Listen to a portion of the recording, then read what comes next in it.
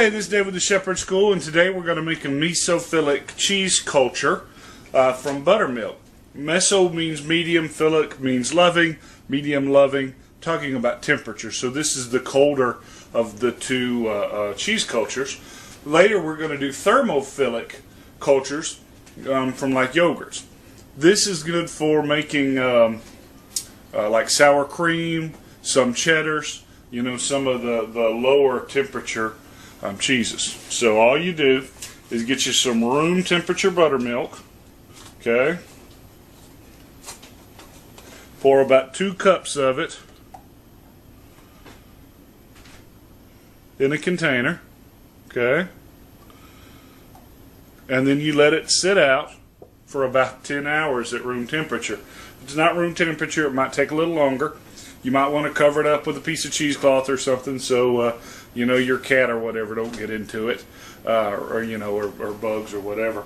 But what's going to happen is, as it sits out, it's going to, the cultures are starting to grow. It's going to make the buttermilk a lot thicker, a little stringier, you know, clumped together, and that brings up the count of the bacteria. Regular buttermilk, as you get at the store, the cultures aren't high enough in the milk to do what you want. So you're going to have to let some grow.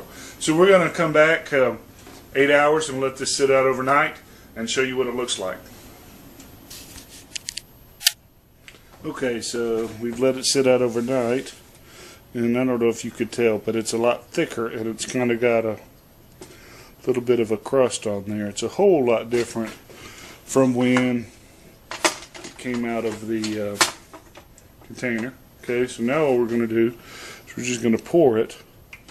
It's clumpy, and so we know something's happened, and it smells actually pretty good. We're just now going to put it in the freezer. Okay, so here's our frozen culture, right?